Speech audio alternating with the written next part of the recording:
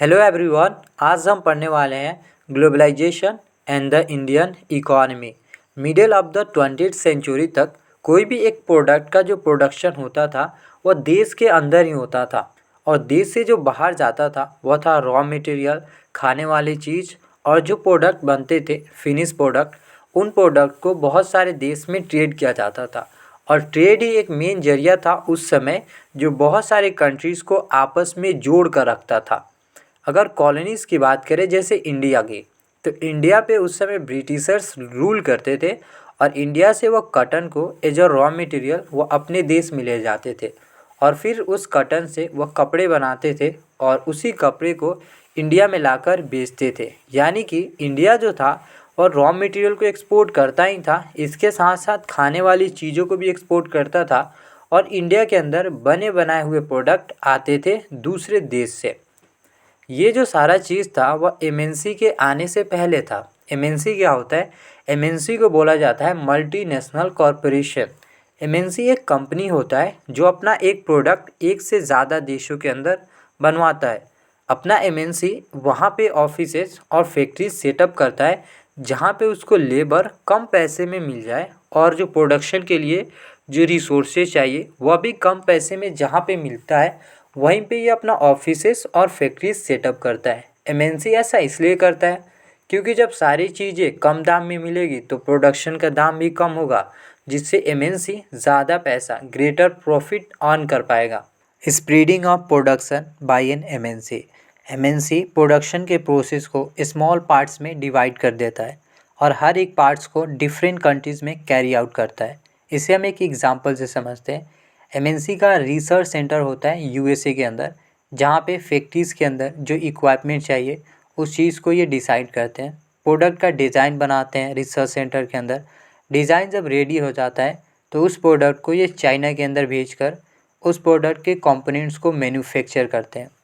Component जब manufacture होता है तो उसे ये मेक्सिको और ईस्टर्न यूरोप के अंदर लाकर उसे ये प्रोडक्ट को असेंबल करते हैं जो चाइना के अंदर मैन्युफैक्चर हुआ था और फिर इस फिनिश प्रोडक्ट को पूरे वर्ल्ड में सेल किया जाता है।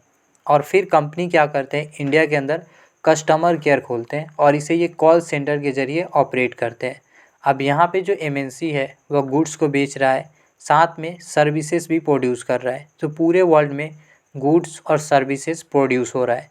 लेकिन अगर हम आपसे क्वेश्चन करें कि जो एमएनसी है वो अपनी प्रोडक्शन को एक कंट्रीज़ में भी कर सकता था, लेकिन ये प्रोडक्शन के प्रोसेस को क्यों स्पीड कर रहा है? चाइना के अंदर ये कंपोनेंट्स बना रहा है क्योंकि चाइना के अंदर बिल्कुल कम पैसे में कंपोनेंट्स मैन्युफैक्चर हो जा रहा है।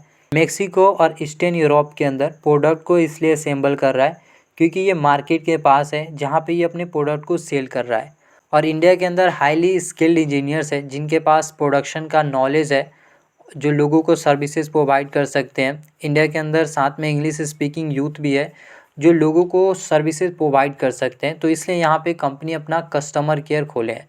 तो इस तरीके से जो कंपनी है अपने प्रोडक्शन प्रोसेस को बहुत सारे कंट्रीज़ में स्पीड किए हुए हैं और इससे जो कंपनी है 50 से लेकर 60% तक कॉस्ट सेविंग कर पाता है प्रोडक्शन के ऊपर। यानी अगर प्रोडक्शन का अगर कॉस्ट होता था 100 रुपया, तब ये कॉस्ट कटिंग करके 50 रुपया हो जाता है, 60 रुपया होता है। तो इस तरीके से एमएनसी ग्रेटर प्रॉफिट अर्न कर पाता है। मेन मकसद ये है स्पीडिंग का कि प्रोडक्शन के कॉस्ट को कटिंग किया जाए और ज़्यादा प्रॉफिट अर्न किया जाए। Interlinking production across countries. MNC अपने फैक्ट्रीज़ या फिर ऑफिसेस को सेटअप करने से पहले इन 4 क्राइटेरिया को देखता है। सबसे पहले वह जहाँ पे फैक्ट्रीज़ को सेटअप करने वाला है वहाँ पे देखता है कि वहाँ पे मार्केट है कि नहीं, क्योंकि जो प्रोडक्ट बनाएगा उस प्रोडक्ट को उस मार्केट के अंदर सेल भी करना है। और जहाँ पे ये फैक्ट्रीज सेटअप करता है उस एरिया में देखता है कि स्किल्ड और अनस्किल्ड लेबर अवेलेबल है कि नहीं, और वह भी लो कॉस्ट में। और तीसरा चीज़ देखता है कि जो हम प्रोडक्ट को प्रोड्यूस करने वाले हैं उसमें जो रिसोर्सेज चाहिए वह अवेलेबल है कि नहीं उस एरिया में। और फोर्थ चीज़ देखता है वहाँ का जो गवर्नमेंट है उन गवर्नमेंट का पॉलिसीज़ हमारे कंपनीज़ के लिए अच्छा है कि नहीं। इन 4 चीज़ों को देखने के बाद एमएनसी वहाँ पे अपने फैक्ट्रीज़ को या फिर ऑफिस को सेटअप करते हैं। सेटअप करने के बाद वहाँ पे लैंड, बिल्डिंग, मशीन्स और भी बहुत सारी इक्विपमेंट में पैसा खर्च किया जाता है और इन सारी चीज़ों को बिज़नेस के अंदर एसेट बोलते हैं। और जो पैसा खर्च किया जाता है एसेट के ऊपर उसे बोलते हैं इन्वेस्टमेंट। और जो इन्वेस्टमेंट ये एमएनसी करते हैं उनको बोलते हैं हम foreign investment. Ways through which MNC setup production across the globe. अब एमएनसी किन रूट के जरिए दूसरे कंट्रीज़ में जाकर अपने प्रोडक्शन यूनिट को सेटअप करते हैं। सबसे पहला रूट है लोकल कंपनीज़ के साथ पार्टनरशिप होकर जॉइंटली प्रोडक्शन करते हैं। और लोकल कंपनीज़ को इन जॉइंटली प्रोडक्शन से दो बेनिफिट होता है। सबसे पहला, ये जो एमएनसी होते हैं इनके पास बहुत सारा पैसा होता है और इस बहुत सारे पैसे को इन लोकल कंपनीज़ में इन्वेस्ट करते हैं, जिसमें लोकल कंपनीज़ में नए मशीन खरीदे जाते हैं, जिससे जो प्रोडक्शन प्रोसेस होता है काफ़ी ज़्यादा फास्ट हो जाता है। और दूसरा चीज़, एमएनसी जिस कंट्री से आते हैं तो उस कंट्रीज़ के अंदर जो टेक्नोलॉजी होता है लेटेस्ट, उस टेक्नोलॉजी को इस लोकल कंपनीज़ में लेकर आते हैं, जिससे जो प्रोडक्शन होता है वह भी काफ़ी अच्छा हो जाता है। लेकिन सबसे कॉमन रूट है एमएनसी का आने का, वह क्या करते हैं, लोकल कंपनीज़ को ख़रीद लेते हैं। और इसका एग्जांपल है कारगिल फूड। ये एक अमेरिकन एमएनसी है जो इंडिया के एक लोकल कंपनीज़ पराग फूड को ख़रीद लेता है। अब पराग फूड का इंडिया के बहुत सारे पार्ट्स में मार्केटिंग नेटवर्क था, जहाँ पे पराग फूड अपने प्रोडक्ट को बेचता था। अब पराग फूड के पास 4 ऑयल रिफाइनरीज था, जो कि अब चला गया है कारगिल के पास। इंडिया के अंदर लार्जेस्ट एडिबल ऑयल प्रोड्यूसर बन चुका है और कारगिल फूड का एक दिन का कैपेसिटी है 5 मिलियन पाउचेस को प्रोड्यूस करने का। लेकिन तीसरा रूट है, एमएनसी क्या करते हैं, डेवलप्ड कंट्रीज़ में लोकल प्रोड्यूसर्स को ऑर्डर देते हैं और ये जो प्रोडक्ट ऑर्डर देते हैं वो होता है गारमेंट्स, फुटवेयर्स, स्पोर्ट आइटम्स। इन प्रोडक्ट को जब ये ऑर्डर देते हैं स्मॉल प्रोड्यूसर्स को, तो ये स्मॉल प्रोड्यूसर्स को ये बोलते हैं कि इस प्रोडक्ट के अंदर क्या रॉ मटेरियल रहेगा, उसका क्या क्वालिटी होना चाहिए, उसका फाइनल प्राइस कितना होना चाहिए और वो प्रोडक्ट बनाकर आपको कितने दिनों में हमारे पास भेज देना है, उसका डिलीवरी, और वहाँ पे जो लोग काम कर रहे हैं उनका लीवर कंडीशन कैसा होगा, इन सारी चीज़ों को एमएनसी कंट्रोल करता है। जब एक बार लोकल प्रोड्यूसर्स इन प्रोडक्ट को प्रोड्यूस करते हैं तो फिर उसको ये एमएनसी के पास सप्लाई करते हैं। फिर एमएनसी उन प्रोडक्ट को अपने ब्रांड नेम चिपका कर अपने ही कस्टमर को सेल करते हैं। अब आप देख सकते हैं कि एमएनसी दूसरे कंट्रीज़ में है, लोकल प्रोड्यूसर्स भी दूसरे कंट्रीज़ में है, लेकिन ये जो प्रोडक्शन का प्रोसेस है वो आपस में जुड़ा हुआ है, इंटरलिंक्ड है। सो हम लिख सकते हैं production in these widely dispersed location is getting interlinked. Ford Motors, ये एक अमेरिकन कंपनी है जो कार को प्रोड्यूस करता है। इंडिया के अंदर 1995 में आकर 1700 करोड़ रुपीस खर्च करके ये चेन्नई के अंदर ये एक प्लांट सेटअप करता है। महिंद्रा एक इंडियन कंपनी है जो जीप और ट्रक को प्रोड्यूस करता है इंडिया के अंदर, और शुरुआत में उसने महिंद्रा के साथ ही कोलेब्रेशन बनाकर चेन्नई के अंदर प्लांट सेटअप किया था। और 2017 में इस कंपनी ने 88,000 कार्स को इंडिया के मार्केट में बेचा था, यानी इंडिया के अंदर सेल किए थे। और इन्होंने इंडिया से 1,81,000 कार्स को इन्होंने दूसरे देश में एक्सपोर्ट किए थे, और वह देश है मैक्सिको, साउथ अफ्रीका, ब्राज़ील और United states of America. Ford Motors चाहता है इंडिया के अंदर कंपोनेंट्स बनाए और उस कंपोनेंट्स को जो अदर कंट्रीज़ में उनके प्लांट हैं वहाँ पे ये एक्सपोर्ट करें। Foreign trade and integration of market. सबसे पहले फॉरेन ट्रेड होता क्या है। इंडिया के लिए जितने भी बाकी कंट्रीज़ है सारे कंट्रीज़ वो फॉरेन कंट्रीज़ है, और जब उन कंट्रीज़ में ट्रेड किया जाएगा तो उसे ही बोलते हैं फॉरेन ट्रेड। और हमने हिस्ट्री में सिल्क रूट्स के बारे में पढ़ा है, और इन रूट्स के ज़रिए काफ़ी ज़्यादा ट्रेड होता था, और उस समय ट्रेड ही एक मेन ज़रिया था जो बहुत सारे कंट्रीज़ को आपस में कनेक्ट करके रखता था। और ईस्ट इंडिया कंपनी इंडिया के अंदर ट्रेड करने के लिए ही आया था और उसने इंडिया को अपना कॉलोनीज़ बना लिया। What is the basic function of foreign trade. Trade के अंदर दो लोग होते हैं, एक होते हैं प्रोड्यूसर्स जो उस प्रोडक्ट को प्रोड्यूस करते हैं, और दूसरे होते हैं बायर्स जो उस प्रोडक्ट को ख़रीदते हैं। प्रोड्यूसर्स के लिए फॉरेन ट्रेड एक अपॉर्चुनिटी क्रिएट करता है कि उस प्रोडक्ट को आप अपने कंट्रीज़ में तो बेच ही रहे हैं, अब आप उस दूसरे कंट्रीज़ में भी बेच सकते हैं और वर्ल्ड के ग्लोबल कंपनी से आप कंपटीशन कर सकते हैं, और इनसे ये अपने मार्केट को एक्सपेंड करेंगे, साथ में इनका बिजनेस भी एक्सपेंड करता है। बायर्स के लिए ऑप्शन बढ़ जाता है, और जब कंपटीशन बढ़ता है उससे जो प्राइसेस होता है वह लो हो जाता है, जिससे बायर्स कम पैसे में high standard of living maintain कर पाते हैं। Effect of foreign trade. Foreign trade का क्या इफ़ेक्ट है उसे हम समझते हैं चाइनीज़ टॉयज़ इन इंडिया से। इंडिया के अंदर जो टॉयज़ का दाम था काफ़ी ज़्यादा हाई था, और चाइना के अंदर जो टॉयज़ बनाते थे उनको एक अपॉर्चुनिटी लगता है कि इंडिया के अंदर हम अपने टॉयज़ को एक्सपोर्ट करें, और वो इंडिया के अंदर प्लास्टिक टॉयज़ को एक्सपोर्ट करना शुरू कर देते हैं। बायर्स के पास अब दो ऑप्शन हो जाता है, एक इंडियन टॉयज़ और दूसरा Chinese toys. Buyers Chinese toys को सिलेक्ट करते हैं क्योंकि चाइनीज़ टॉयज़ सस्ता होता है और इसका नया डिज़ाइन होता है, और इसी से वह इंडिया के अंदर काफ़ी ज़्यादा पॉपुलर हो जाता है। और एक साल के अंदर में ही 70 से लेकर 80% इंडिया के अंदर जो शॉप था, उन्होंने इंडियन टॉयज़ को हटाकर चाइनीज़ टॉयज़ को रख लिया था, क्योंकि चाइनीज़ टॉयज़ ही ज़्यादा बिक रहा था। सो अगर बात करें आखिर यहाँ पे हो क्या रहा है, तो फॉरेन ट्रेड के ज़रिए इंडिया के अंदर चाइनीज़ टॉयज़ आता है। आने के बाद वो इंडियन टॉय से कंपटीशन करता है। कंपटीशन में चाइनीज़ टॉयज़ खुद को बेटर प्रूव करता है, और इसलिए वह इंडिया में पॉपुलर हो जाता है। और चाइना के अंदर जो टॉय बना रहे हैं, उनके लिए एक अपॉर्चुनिटी है कि वो अपने बिज़नेस को और ज़्यादा एक्सपेंड करें। लेकिन इंडिया के अंदर जो टॉय बना रहे हैं, उनकी टॉय बिक नहीं रही है, जिससे उनको प्रॉफिट नहीं हो रहा है, उन्हें लॉस हो रहा है। अगर ऐसे ही चलता रहेगा तो उनका जो बिज़नेस है वो बिल्कुल बंद हो जाएगा। सो इन जनरल बात करें, फॉरेन ट्रेड के वजह से जो गुड्स है एक कंट्री के मार्केट से दूसरे कंट्रीज़ के मार्केट में जा रहा है। गुड्स का जो चॉइसेस है, जो ऑप्शन है वो बढ़ जा रहा है। जैसे इंडियन टॉयज़ और चाइनीज़ टॉयज़, दो ऑप्शन आ गया था। अब एक गुड्स का जो प्राइस है दो कंट्रीज़ के अंदर वह सिमिलर हो जा रहा है, एक हो जा रहा है, और दो प्रोड्यूसर से दो कंट्रीज़ में वह आपस में कम्पीट कर पा रहे हैं। और ये दो प्रोड्यूसर्स दो कंट्रीज़ में इतना ज़्यादा डिस्टेंस में होने के बाद भी ये आपस में कम्पीट कर रहे हैं। सो हम लिख सकते हैं, foreign trade thus results in connecting the markets और integration of markets in different countries. जो फॉरेन ट्रेड है बहुत सारे कंट्रीज़ के मार्केट्स को आपस में कनेक्ट कर रहा है, इंटीग्रेट कर रहा है। What is globalization? Globalization is the process of rapid integration और इंटरकनेक्शन बिटवीन कंट्रीज़। जो कंट्रीज़ है वह आपस में कनेक्टेड है फॉरेन ट्रेड और फॉरेन इन्वेस्टमेंट के ज़रिए, और इसे ही हम बोलते हैं ग्लोबलाइजेशन। और ग्लोबलाइजेशन के अंदर सबसे मेजर किरदार एमएनसी निभाते हैं।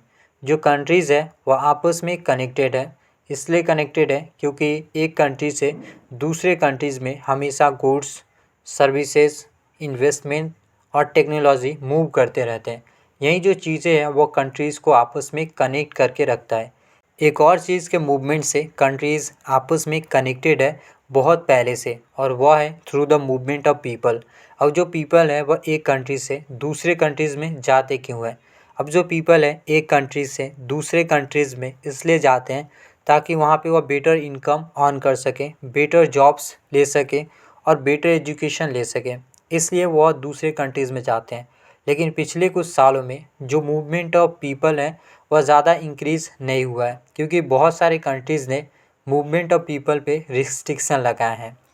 Factors that have enabled globalization, दो मेजर फैक्टर्स है, पहला टेक्नोलॉजी और दूसरा liberalization of foreign trade and foreign investment policy. ये दो मेजर फैक्टर है जो ग्लोबलाइजेशन प्रोसेस को इनेबल किया है। टेक्नोलॉजी की बात करें तो आज हम सब जानते हैं कि टेक्नोलॉजी के अंदर कितना ज़्यादा इम्प्रूवमेंट हुआ है, और ये एक मेजर फैक्टर है ग्लोबलाइजेशन प्रोसेस के अंदर। जो ट्रांसपोर्ट टेक्नोलॉजी के अंदर जो नए इन्वेंशन हुआ है, जो इम्प्रूवमेंट हुआ है, जैसे ट्रक्स, बस, शिप्स, एयर ट्रांसपोर्ट, रेलवेज़, इन सारी चीज़ों की डिस्कवरी की वजह से कोई भी गुड्स को हम फास्टर डिलीवर कर पाते हैं लॉन्ग डिस्टेंस पे और लो कॉस्ट पे। कंटेनर्स के डिस्कवरी से क्या करते हैं, कंटेनर्स के अंदर गुड्स को रखते हैं, फिर उस कंटेनर्स को शिप्स, रेलवेज़, ट्रक्स और प्लेन्स के ऊपर रखकर जहां हमें ट्रांसपोर्ट करना है वहां पे हम ट्रांसपोर्ट करते हैं। अब कंटेनर्स के बहुत सारे एडवांटेज है। पहले जो पोर्ट हैंडलिंग पे काफ़ी ज़्यादा पैसा लगता था, अब उतना नहीं लगता है।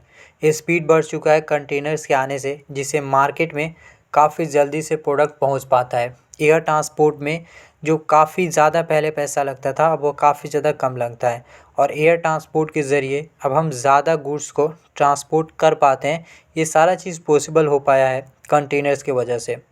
इंफॉर्मेशन एंड कम्युनिकेशन टेक्नोलॉजी, आज हम सब जानते हैं कि इंटरनेट में कितना तेज़ी से बदलाव आ रहा है, और टेलीकम्युनिकेशन फैसिलिटीज़ के अंदर टेलीग्राफ, टेलीफोन, मोबाइल फ़ोन और फैक्स, ये सारे चीज़ आते हैं, और इनको यूज़ किया जाता है वर्ल्ड में एक दूसरे से कांटेक्ट करने के लिए, एक दूसरे से इंफॉर्मेशन को एक्सेस करने के लिए, और एक दूसरे से रिमोट एरियाज़ में भी कम्युनिकेट करने के लिए टेलीकम्युनिकेशन फैसिलिटीज़ को यूज़ करते हैं और ये सारा चीज़ पॉसिबल हो पाता है सैटेलाइट कम्युनिकेशन डिवाइस से। और आज हम सब जानते हैं कि कंप्यूटर्स लगभग हर एक फील्ड के काम को कर सकता है। इंटरनेट की बात करें तो इंटरनेट को हम यूज़ करते हैं इन्फॉर्मेशन को शेयर करने के लिए, एक दूसरे को मेल सेंड करने के लिए और रिसीव करने के लिए। और इसका जो कॉस्ट होता है वह ना के बराबर होता है, नेग्लिजिबल कॉस्ट पे ये सारा चीज़ हम कर पाते हैं।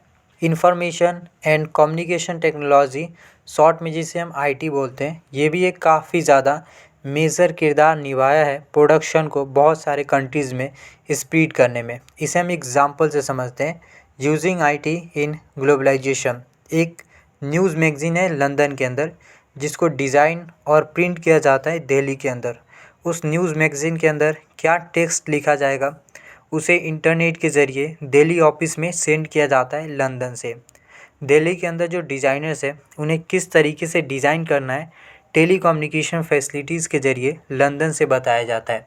फिर उस न्यूज़ मैगज़ीन को कंप्यूटर के ऊपर डिज़ाइन किया जाता है। डिज़ाइन करने के बाद उस मैगज़ीन को प्रिंट किया जाता है। फिर फाइनली उस मैगज़ीन को एयर ट्रांसपोर्ट के ज़रिए लंदन भेज दिया जाता है। अब जो पेमेंट है डिज़ाइनिंग और प्रिंटिंग का, उसे लंदन के एक बैंक से दिल्ली के एक बैंक में इंटरनेट के ज़रिए ई बैंकिंग के ज़रिए भेज दिया जाता है। Liberalization of foreign trade and foreign investment policy. Indian market में जो चाइनीज़ टॉयज़ बिक रहा था और उस पर अगर हम टैक्स लगा देते तो टैक्स लगाने से उसका जो प्राइस था वो बढ़ जाता, जिससे इंडियन मार्केट में ये एक्सपेंसिव हो जाता है। एक्सपेंसिव होने के बाद इंडिया के अंदर इसका जो सेलिंग था वो कम हो जाता। सेलिंग कम हो जाता तो फिर से इंडियन टॉयज़ बिकना शुरू हो जाते और फिर इंडियन मार्केट में इंडियन टॉयज़ ग्रो होना शुरू हो जाते। तो ये जो हम टैक्स लगा रहे हैं इम्पोर्टेड प्रोडक्ट पे, ये एक ट्रेड बैरियर्स का एग्जांपल है। और ट्रेड बैरियर्स को गवर्नमेंट लगाते हैं। गवर्नमेंट ट्रेड बैरियर्स को इसलिए लगाते हैं ताकि फॉरेन ट्रेड को रेगुलेट कर सके कि कौन सा प्रोडक्ट कितना आ रहा है, कितना आना चाहिए। इन सारी चीज़ों को रेगुलेट करने के लिए ही गवर्नमेंट ट्रेड बैरियर्स को लगाते हैं। इंडिपेंडेंस के बाद इंडियन गवर्नमेंट ने फॉरेन ट्रेड और फॉरेन इन्वेस्टमेंट के ऊपर बैरियर्स लगाए थे ताकि देश के अंदर जो प्रोड्यूसर्स हैं उन्हें प्रोटेक्ट किया जा सके, क्योंकि इंडियन इंडस्ट्रीज़ 1950 और 1960 में ही आए थे और उस समय इंडियन इंडस्ट्रीज़ नहीं compete कर पाते फॉरेन कंपनी से। इसलिए इंडिया गवर्नमेंट ने ट्रेड बैरियर्स लगाए थे ताकि फॉरेन कंपनीज़ के प्रोडक्ट महंगे बेचे और इंडियन इंडस्ट्रीज़ में जो प्रोडक्ट बन रहे हैं वो सस्ते बिके, जिससे ये इंडस्ट्रीज़ ग्रो हो। और जितने भी डेवलप कंट्रीज़ थे, सारे डेवलप कंट्रीज़ ने अपने डेवलपमेंट के अर्ली स्टेज में अपने डोमेस्टिक प्रोड्यूसर्स को प्रोटेक्ट किया था बहुत सारे अलग अलग तरीके से। अब इंडिया के अंदर कुछ ही इम्पॉर्टेंट प्रोडक्ट को इंपोर्ट किया जाता था, वो था मशीनरी, फर्टिलाइज़र, पेट्रोलियम। फिर 1991 में इंडियन इकॉनमी पॉलिसी में चेंज किया जाता है और गवर्नमेंट डिसाइड करते हैं कि टाइम आ गया है कि इंडियन प्रोड्यूसर्स अब पूरे वर्ल्ड में compete करें, क्योंकि कंपटीशन से क्वालिटी में इम्प्रूवमेंट आएगा और इम्प्रूवमेंट जब आएगा तो कंपनी भी काफ़ी अच्छा ग्रो करेंगे। और इस डिसीज़न को पावरफुल इंटरनेशनल ऑर्गेनाइजेशन WTO ने सपोर्ट किया था। अब इंडिया के अंदर जो बैरियर्स था फॉरेन ट्रेड और फॉरेन इन्वेस्टमेंट के ऊपर काफ़ी हद तक रिमूव कर दिया गया है। अब कोई भी फॉरेन कंपनीज़ इंडिया के अंदर अपने फैक्ट्रीज़ ऑफिसेज को सेटअप कर सकते हैं। अब इंडिया से कोई भी प्रोडक्ट को वह दूसरे देश में एक्सपोर्ट कर सकते हैं और इंडिया के अंदर कोई भी प्रोडक्ट अब इंपोर्ट हो सकता है बिना कोई टैक्स के। तो ये जो बैरियर्स और रिस्ट्रिक्शन जो गवर्नमेंट लगाए थे, जब उसको ये रिमूव किया जाता है उसी को हम बोलते हैं लिबरलाइजेशन। सो हम इसे लिख सकते हैं, रिमूविंग बैरियर्स और restriction set by the government is what is known as liberalization. Liberalization के अंदर जो कंपनीज होता है वह इंडिपेंडेंट होता है, कोई भी प्रोडक्ट को इंपोर्ट कर सकता है, कोई भी प्रोडक्ट को एक्सपोर्ट कर सकता है, उसमें गवर्नमेंट का कोई प्रेशर्स नहीं होता है और ना ही कोई रिस्ट्रिक्शन होता है। सो इसलिए हम इसे मोर लिबरल बोल सकते हैं। वर्ल्ड ट्रेड ऑर्गेनाइजेशन, जिसे आप WTO के नाम से जानते हैं, इस ऑर्गेनाइजेशन का एम है इंटरनेशनल ट्रेड को लिबरलाइज किया जाए, यानी जिस कंट्रीज़ ने ट्रेड के ऊपर बैरियर्स लगाए हैं उस बैरियर्स को रिमूव कर दे और जो ट्रेड है पूरे वर्ल्ड में वो फ्री हो जाए। फ्री यानी कोई भी प्रोडक्ट के ऊपर टैक्स ना लगे, कोई भी प्रोडक्ट किसी भी कंट्रीज़ में जाकर बिके बिना कोई टैक्स के, यही मकसद है WTO का। और ऐसा करने के लिए उन्होंने सबसे पहले शुरू किया था डेवलप्ड कंट्री से। WTO इंटरनेशनल ट्रेड के रिगार्डिंग रूल्स बनाते हैं और वो चेक करते हैं कि जो हमने रूल्स बनाए हैं उस रूल्स को फॉलो किया जा रहा है कि नहीं। और आज WTO के अंदर 164 कंट्रीज मेंबर्स हैं।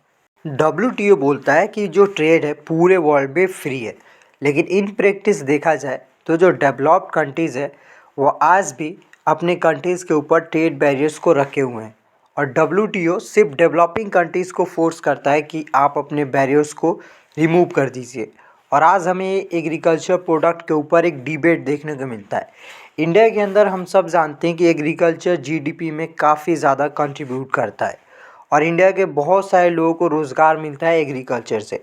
लेकिन इसे अगर हम एक डेवलप्ड कंट्रीज US से कंपेयर करें तो वहाँ पे एग्रीकल्चर GDP में सिर्फ 1% कंट्रीब्यूट करता है और वहाँ का सिर्फ 0.5% जो पॉपुलेशन है वो एग्रीकल्चर करता है। और इस 0.5% पॉपुलेशन को गवर्नमेंट बहुत सारा पैसा देता है ताकि वो अपने फील्ड के अंदर प्रोडक्शन कर सके।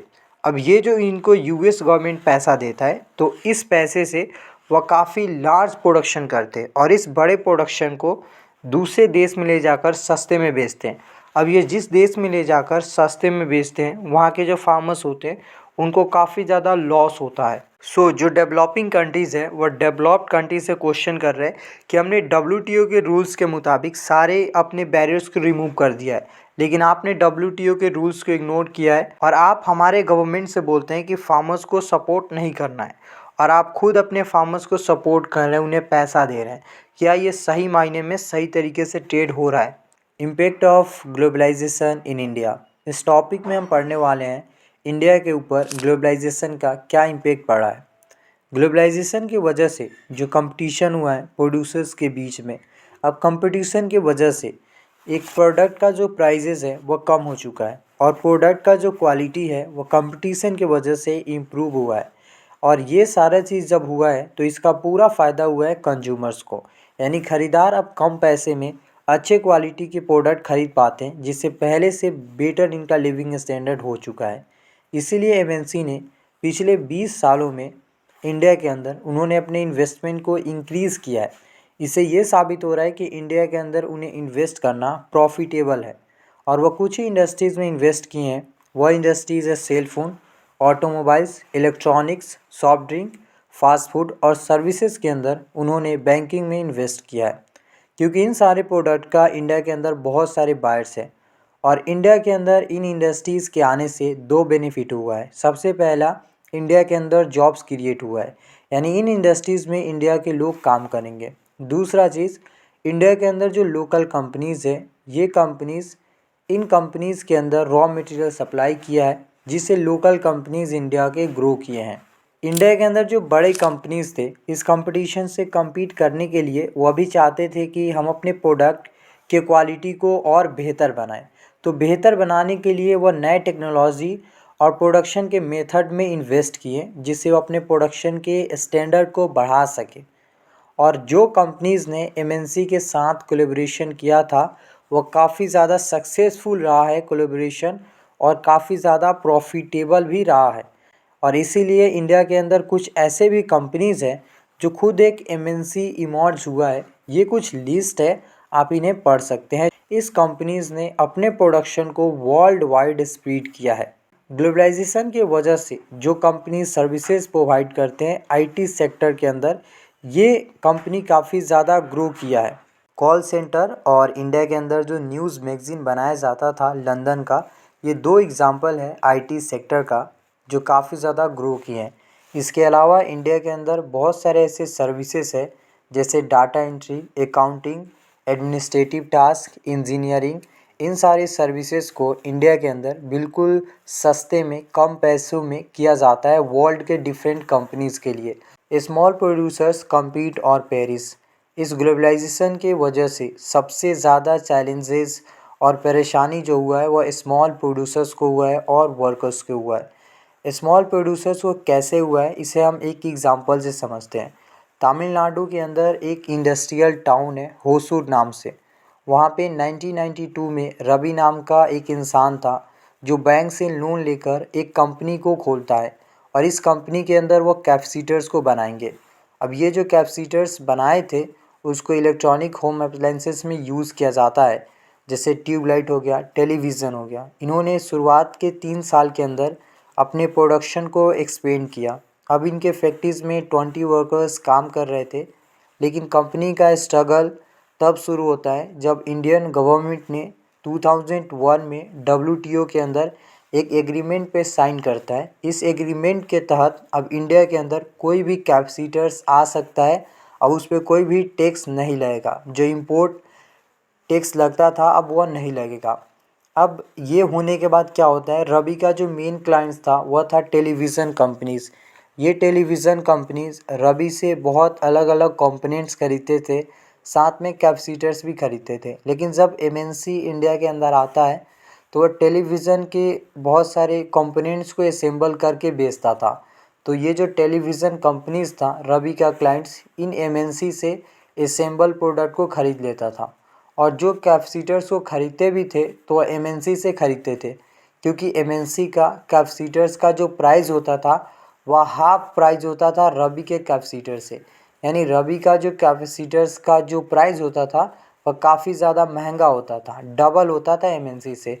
इसलिए अब रवि का जो कैपेसिटर्स था वो बिकता नहीं था और भी अदर कंपोनेंट्स नहीं बिकता था।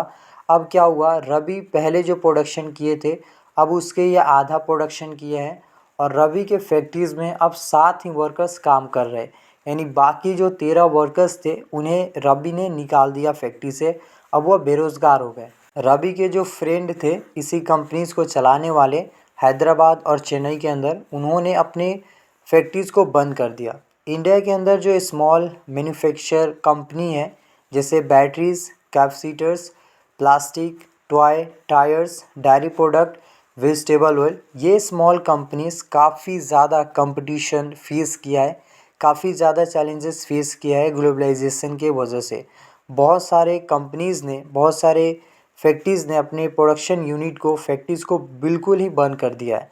अब जब फैक्ट्रीज़ को बंद कर दिया गया है तो उसमें जो वर्कर्स काम कर रहे थे, अब वो वर्कर्स के पास कोई भी जॉब नहीं होता है, वह जॉबलेस हो जाते हैं, बेरोज़गार हो जाते हैं। और इंडिया के अंदर सबसे ज़्यादा लोगों को जॉब मिलता है एग्रीकल्चर से। यानी इंडिया के अंदर सबसे ज़्यादा एग्रीकल्चर के अंदर लोग काम करते हैं और उसी से अपने सारी नीड्स को पूरा करते हैं। और दूसरा, इंडिया के अंदर 20 मिलियन लोग इन स्मॉल इंडस्ट्रीज़ में काम करते हैं। यानी इस स्मॉल इंडस्ट्रीज़ में 20 मिलियन इंडियन काम करते हैं और अपनी डेली नीड को पूरा करते हैं। कंपटीशन एंड अनसर्टेन एम्प्लॉयमेंट, इस टॉपिक में हम पढ़ने वाले हैं कि ग्लोबलाइजेशन क्या क्या इम्पेक्ट पड़ा है वर्कर्स के ऊपर और कंपटीशन की वजह से किस तरीके से वर्कर्स को काफ़ी ज़्यादा नुकसान हुआ है। सबसे पहला पॉइंट ये है कि jobs are no longer secure. पहले वर्कर्स को हायर किया जाता था परमानेंट बेसिस पे, उन्हें अदर फैसिलिटीज़ फंड भी प्रोवाइड किया जाता था। लेकिन अब वर्कर्स को हायर किया जाता है शॉर्ट पीरियड ऑफ टाइम के लिए। यानी जब फैक्ट्रीज़ में काम होता है तो वर्कर्स को हायर किया जाता है, जब काम फैक्ट्री से ख़त्म हो जाता है तो वर्कर्स को भी निकाल दिया जाता है। अब वर्कर्स को ना ही उतना बेनिफिट दिया जाता है जो पहले दिया जाता था। अब वर्कर्स को लंबे घंटों काम करना पड़ता है।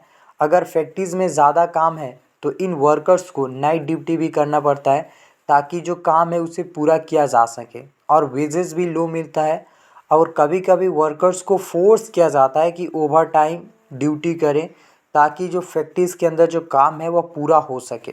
35 साल के सुशीला नाम के गारमेंट इंडस्ट्री में काम करने वाली एक औरत थी, जिसको दिल्ली में जॉब लगा था एक गारमेंट इंडस्ट्रीज़ के अंदर।